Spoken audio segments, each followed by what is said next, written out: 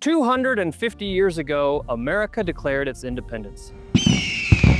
Today, 55 coolers declare war. This is the 4th annual Outdoor Empire Ice Challenge. Over the next couple weeks, these ice chests will battle blistering heat. Okay, actually mediocre summer heat because we're in Idaho. And whatever it is, John decides to do with them when nobody's looking.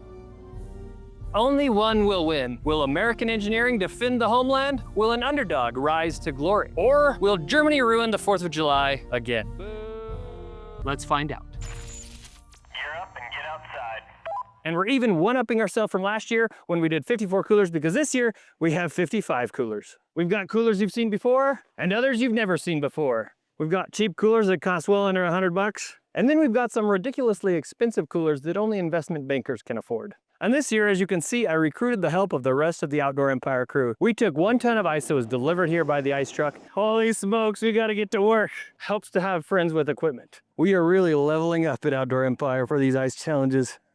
We filled each cooler with ice and tried to keep the proportions similar so that each cooler is about halfway full, plus or minus. This isn't perfect. This is a backyard real-world camping test. This is not a scientific lab test. In each cooler, you will find 1 individually wrapped hot dog and 2 cans of soda. We did our best to keep all of these coolers shaded. There will be some filtered sunlight, but they're all under these nice big shade trees. We do our best to provide equal opportunity. And in case you're wondering, here is a list of all of the coolers in this test. The ones with an asterisk next to them have been given to us for free so that we could test and try them, no strings attached. We treat them all the same. Ladies and gentlemen, on your marks. Ready, set, go.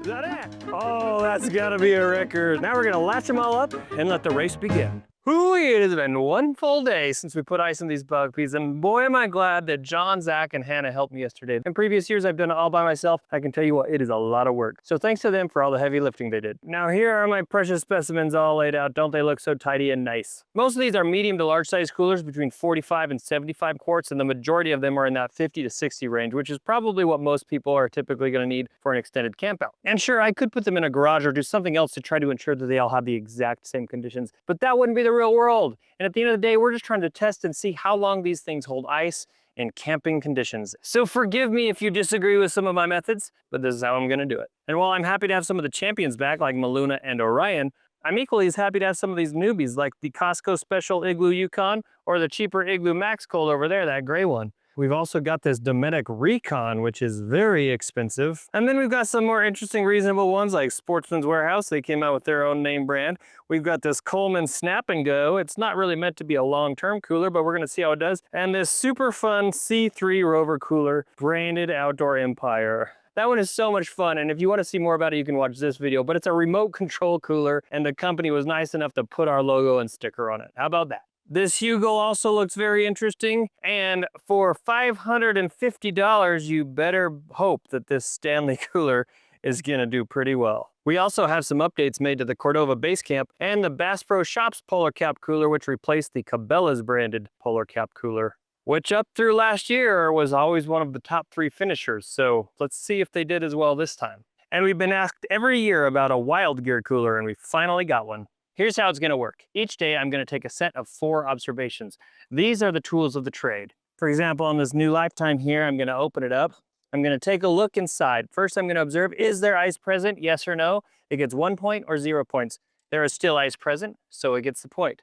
I'm gonna shoot the lid right away with an infrared thermometer, and I'm going to look for a temperature at or below 50 degrees Fahrenheit. It's sort of arbitrary, but that's the number I picked. That or below gets a point. Then I'm going to take a pen thermometer, and I'm going to stab it into the hot dog that we put in there, and I'm gonna see, is that at 40 degrees Fahrenheit or below, which the FDA says is a food safe temperature. If it is, it gets the point for that. The last observation is, are those cans of soda pop sitting on top of the ice, or are they down bobbing in the water? Once they're about 50% or more submerged in the water, it gets 0 for the day. If it's sitting on top, it gets 1 point. Once I'm done, I close it up, latch it back up, check back tomorrow. So a total of 4 possible chill points per day per cooler. Once a cooler has 0 points in 1 day, it's out. There's no more ice, it's done. From there, we'll be able to rank them from best to worst ice retention. And I hope that helps you in your future cooler endeavors. The all-new Coleman Snap and Go already has quite a bit of water. Look at that. Look how much that ice melted already. It's only one day. The cooler lid is also above 50 degrees, so it gets 0 points for that. It does get 1 point for having ice present. And if we measure the temperature of that hot dog, it's been sitting in ice water, so it's still gonna be under 40 degrees. Close enough, I'd eat it. But those sodas are definitely bobbing in the water. You see what I mean? So 0 points there. Which means our little Coleman Snap and Go only gets 2 out of 4 points after only 24 hours. And this cool little C3 cooler isn't that much different. Those sodas are bobbing in the water, and that temperature is just over 50. So it only gets 2 out of 4 as well. The rest got all 4 points for the day. This is how it's gonna go every single day. Now we'll just check in periodically, let you know who drops out and who wins. Stay tuned. One of my favorite things about summer is spending more time outside. One of my least favorite things is donating blood to every single mosquito within a 3-mile radius. I usually use bug sprays and repellents, but I still always end up with a few bites. And once I get them, they swell up, itch like crazy, and drive me absolutely nuts. That's where this little thing comes in. It's called Heat It, and they're the sponsor of this video. Over the past few years, this little gadget has become a permanent part of my camping kit because, as it turns out, I use it all the time. Even my kids are always asking for it. To use it, you simply plug it into your phone. It will auto-launch the free Heat It app, select the treatment, and then press it against the bite. It applies concentrated heat from this ceramic tip for just a few seconds. It sounds a little strange until you try it, and it'll sting a bit the first time, but the heat helps calm the itching and swelling after a bug bite. For me, it usually takes the urge to scratch way down, especially if I treat the bite right away. Looks a little hokey, I know. I was skeptical too. But there's actually some science, including a peer-reviewed study behind it, and in my own experience, it really does work. It even helped me after a wasp sting, so it's not just for mosquito bites. We've actually shown Heat It on Outdoor Empire a few times before, and those videos weren't sponsored. I know I like the product, so I was excited to partner with them. I honestly didn't expect to use it as much as I do, but now it's always on my keyring, in my truck, or in my backpack. And it's not even expensive. If mosquitoes make you miserable too, check out Heat It at the link below.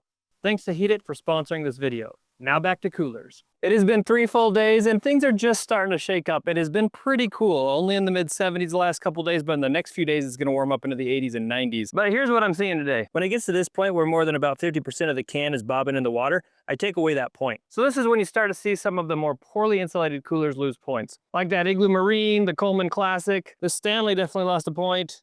And then I was seeing a lot of these medium-sized coolers like this Cordova Base Camp lose a point. Most of these, including this Rugged Road, are still getting 3 out of 4 points because they're still getting that lid point. But if this were years past when it was a lot hotter outside, that's usually the first point to go. The only one that has fully dropped out is the Coleman Snap and Go. We have our first loser. Womp womp. I think they advertised that cooler should hold ice for about 55 hours, and it probably did pretty close to that. But it was also only in the 70s, so would it last that long in the summertime heat? Probably not. It has been 4 full days since this began. The Coleman was out yesterday, and now we have the next member of the Loser Club. This is the C3 Rover cooler. It's really meant to be a fun cooler, and it is definitely good at that, but not quite as good as these others had ice retention. Still not too shabby though, considering all the drinks are gonna be gone from that thing in one evening. And there are very few that are still getting full points. The first point to go on all these has been the can sitting on top of the ice, but to my surprise, there aren't very many that have lost the lid point. I think it's because it's been fairly mild temperatures. It's in the mid-80s today, and these are all well shaded. However, this bougie black Stanley cooler didn't get the lid point because black attracts heat. Go figure. All right, it has been 7 full days since we put ice in these, and this is the day that separates the men from the boys. That's been true in the past, and it's true again this year. All of these coolers with lids open are out of the running. They're donezo. Including our first big coolers, the Arctic Ultralight 72 quart with wheels is out, as is the big Igloo Trailmate. Our budget specials, the Igloo Marine and the Coleman Classic series, are also both out. But I gotta say, for the money, 6 full days of ice is pretty impressive. Somewhat unsurprisingly, most of the other big coolers are still in the running. Obviously, the bigger coolers tend to do better because they can hold more ice and they have more thermal mass. But that doesn't mean they all look the same. For example, our former champion here, the Maluna, is still looking pretty darn good on ice. And I gotta say, for the money, I'm pretty happy with this Igloo Yukon. It's a Costco special. It's still doing pretty darn good. But something like this Ninja Frostvault, while it still may be getting 3 out of 4 points, look, there is not a lot of ice remaining. So I expect this one and some others to drop out tomorrow.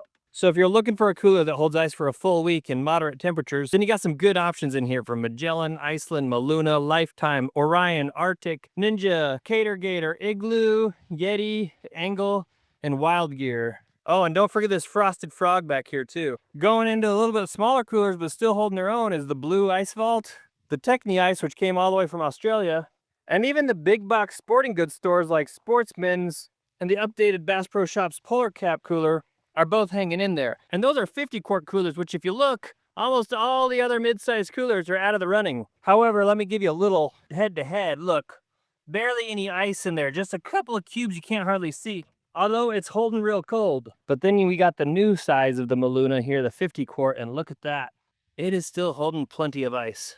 So it'll be no surprise if the Maluna 50 wins the mid-size class. Of course, the German Cool Cooler is still holding its own, but perhaps the most impressive, yet again, is the Oyster Tempo. This is the Oyster Tempo Pro, and after one full week, this bad boy still has ice, and it is real cold in there still. Darn tootin'. The Hugo finally pooped out after 6 full days. Didn't quite make it the 13 days they advertised, but still pretty impressive because it beat out a lot of bigger coolers. Then we have the Arctic 45 Ultra Tough and the Yeti Roadie 48, which had its earliest dropout this year after 6 full days.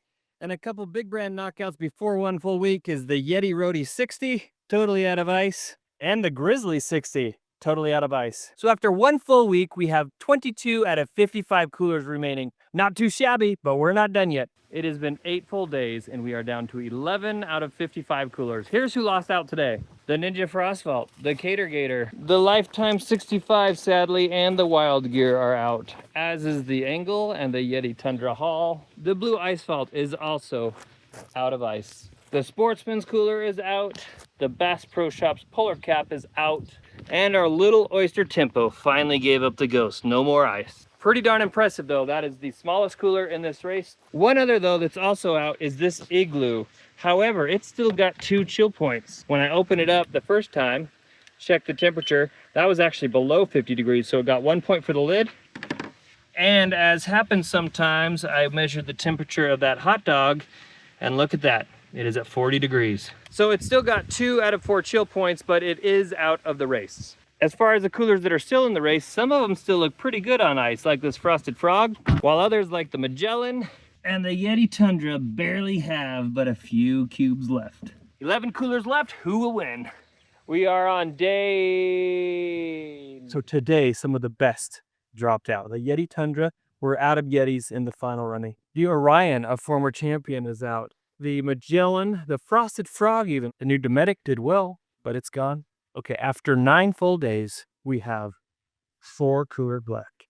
You had the Maluna, and look, 37.9 degrees. Are you impressed so far, John? I can't believe that. That's amazing. We have the Arctic Ultra Tough 65, which I'm impressed by.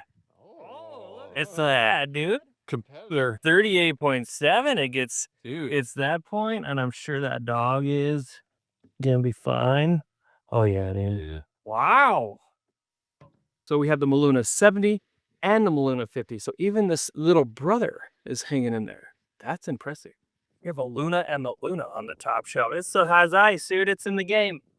And we have, of course, the German engineering masterpiece, the cool EcoBox. And then there were 4 after 9 full days. It has been 10 full days and half of our final 4 are out. The Arctic 65-quart Ultra Tough is out of ice, but that is the best ever showing I've seen from Arctic in these ice challenges. And then the Maluna 50-quart is also out of ice. That is super impressive for a smaller cooler like that. So what that leaves us with is our 2 winners from before. So it looks like it's gonna be a repeat, but which one will it be, the Maluna or the Cool? 11 days have passed. Holy moly. The Maluna 70 and the Cool EcoBox remain. Let's see what's inside. Oh, wow. Still ice. And still cold. Will the Maluna stay in the game? It is, but look. Wow, still ice. Holy smokes. But I don't see near as much as in the Cool. I think I know who our winner is. Well, Thomas, the ice has melted. The thermometers have stopped beeping, our spreadsheets have finally recovered, and after more than 2 weeks of testing, it's time to crown the 2026 Outdoor Empire Cooler Champion. what I'm doing, John. You're doing great. And once again, the winner is the Cool Box Eco Plus. Germany again. Happy 4th of July, everybody. Look, I don't make the rules. Actually, I do, but in the end, I just let the ice melt. This cool cooler is still unlike anything else we've ever tested. Instead of a hard plastic shell, it's made from expanded polypropylene foam, so it insulates ridiculously well while staying surprisingly lightweight. It absolutely dominated the challenge once again with 12 full days of ice and 48 chill points, making it the clear winner for a second straight year. It's honestly an engineering marvel. It's also about as tactical looking as a recycling bin. It's more like an industrial cold storage transportation device. If I were transporting donor organs or Bavarian perishables throughout Europe, this is what I'd choose. But if I were bouncing around forest roads, dragging a cooler through camp, and trying to chill elk quarters, I'm grabbing something else. If I'm actually heading to the backcountry, I'd still reach for this year's runner-up, the Maluna 70. Now there's an American success story. This thing is basically the Tom Brady of coolers. Every year we test it, it just refuses to lose. 11 days with ice, 43 chill points, IGBC bear-resistant certified, made in America, Minnesota actually, lifetime warranty, it's big, it's bulky, it's ruggedly overbuilt, it's American. It's like it was designed to survive being launched off the back of a pickup. Honestly, our founding fathers would be proud. Right, Tom? Third place belongs to another familiar face, the Arctic Ultra Tough 65. This is actually the best performance we've ever seen from this fella. 9 days of ice, 37 chill points. And at this price, it's getting harder and harder to argue with Arctic's value. They have been a sponsor of Outdoor Empire in the past, FYI. Tied for third place overall with the Arctic, with the same number of ice days and chill points, and making one heck of a debut, is the Maluna 50, which is new to the grid this year. Turns out, the big Maluna wasn't just a fluke. Apparently, shrinking the ice chest didn't shrink the performance. Rounding out the top 10, we've got the Techni Ice Signature Series from Australia with 33 chill points. Then the final 5 tied with 32 chill points, and they include the Academy Sports Magellan Pro Explorer, the Frosted Frog Rotomolded Cooler, the brand new Dometic Recon, the Orion Core, a former champion, and the OG Yeti Tundra. Just missing the top 10 by a single chill point was the Iceland Longship. Every one of these coolers managed at least 8 days of ice retention in normal Idaho summer conditions. And honestly, that's a pretty impressive showing. Do you not agree, good sir? Absolutely. Now let's break this down by size class, starting with the small coolers. The Oyster Tempo once again proves that physics is merely a suggestion. At only 24 quarts, this little aluminum cooler somehow hangs with coolers more than twice its size. The new internal and external temperature monitoring feature of the Pro model is genuinely useful, although at this price, it should probably monitor my blood pressure too. The Yeti Rody 24 is well designed and gets well used due to its handy size and features. And the Arctic 32 Ultralight is one of my favorite grab-and-go coolers for the back of the kayak or SUV. It has just enough capacity and ice retention for short weekend trips. It's just like Thomas Jefferson never said, sometimes convenience beats maximum performance. While it's not winning any ice awards, the C3 Rover Cooler is a real hoot to drive around at a party. By the by, if you like this video, we'd sure appreciate a like and or a subscribe. All that stuff really helps support the channel. Thank you. Moving into the medium size class, this was probably the most competitive group. There's a lot of data here, so feel free to pause your screen and study this chart for a minute. Obviously, the German refrigerator in disguise, I mean the cool EcoBox, takes first, but after that, things got really interesting. The newcomer Maluna 50 immediately landed on the podium, no surprise there. But one that did surprise me was the new Sportsman's Warehouse Rotomolded Cooler. For a store brand, that's a really respectable first impression. Bass Pro's replacement for the old Cabela's Polar Cap also proved it belongs in the conversation, although not as impressive at ice retention as the old version, which ranked as high as second place in our previous ice challenges. And true to its name, the Bison is well built, American-made, bear certified, and great at retaining ice, but it ain't cheap. For the same $350 price tag in 1776, one could have purchased up to 350 acres of farmland. Sad story. On the other hand, a few expensive coolers like the Brewmate, Coleman Pro, and even the Yeti Rody 48 this time struggled to separate themselves from competitors costing substantially less, like the Lifetime or the newcomer Hugel. The large class is where things got wild, like when wigs came off of old George and Benjamin. Maluna wins. Again. Then, after the Arctic Ultra Tough, we have the Aussie Esky, the Techni Ice, which came in third by getting one more chill point than the rest of the 8-day big boys. The Magellan from Academy continues to be one of the best values in the business. The new Dometic Recon entered with a lot of hype, and honestly, it backed most of it up. Even after several years of doing these tests, the Orion and YETI Tundra continue landing on the top shelf for ice retention. The Orion was our winner the first year, and despite its love-hate reputation, the YETI does a fine job at staying cold for a long time. Among the week-long ice retainers, the Wild Gear deserves a shout-out. I absolutely love the dual compartment design. I actually took it camping last week, and it worked exactly like I hoped. Meat on one side, everything else on the other. And yes, it's made in America, so you may resume waving your tiny flag. My other favorite large coolers include the Lifetime, which offers some of the best value for the money, and the Ninja Frostvault, whose cold storage drawer actually does work. I did a full review on that one last summer if you want to watch that next. The Blue did well again too, even though it did better last year. Large coolers that disappoint in the ice retention department are the YETI Roadie 60 and the Grizzly, both of which cost top dollar but only offer average performance. Now let's talk about everyone's favorite statistic, money. Because as King George learned the hard way, Americans like to know what they're paying for. Am I right, my fellow founder? Absolutely. Just because a cooler costs more doesn't mean it keeps ice longer. There is definitely a trend.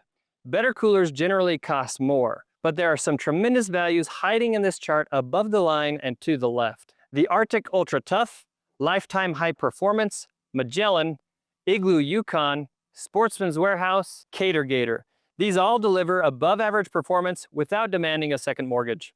Meanwhile, there are a few coolers charging premium prices without delivering premium results. These include the Grizzly, the Rugged Road, and both Stanley coolers, particularly the new bougie Stanley Lifted Spirits Still Cooler, which sure looks pretty, but performs poorly, especially considering it's the second most expensive cooler we tested this year at a whopping $550 price tag. The Solo Wind Chill is the most expensive option at $650, but it's mediocre both as an ice chest and as a portable air conditioner. It's more of a novelty than a functional tool, and parts of mine are already starting to fail after only 1 year with little use. If ice retention is your #1 priority, those are tough sells. Personally, I think this might be my favorite chart, cost per day of ice, or, as I like to call it, chilling for your shilling. Some coolers way over here on the inexpensive side perform just as well as premium models costing hundreds more. It's one of the biggest reasons we do these tests. Sometimes marketing wins, sometimes engineering wins, and sometimes Costco sneaks in and embarrasses everybody with their $150 Igloo Yukon, which held ice for a whole week, making the effective cost per day of ice retention in this test only $27. Compare that to the least efficient coolers for the money in this test, the Solo Wind Chill at $130 and the Stanley Lifted Spirits and Coleman Snap and Go at $110. That little collapsible Coleman is the best at sitting on a shelf when you're not using it, but don't buy it if you ever need it to last more than a day or two outside. And it's hard to beat the bang for your buck you get from the Coleman Classic Series or the cheap Igloo coolers at only $14 per day of ice. And they're made in America to boot. Well, that's another year in the books. 55 coolers, the most we've ever tested at once, more than a ton of ice, hundreds of temperature readings, an unhealthy relationship with spreadsheets, and somehow, Germany won again. But America didn't exactly roll over. Several American-made coolers finished at or near the very top, starting with that Maluna.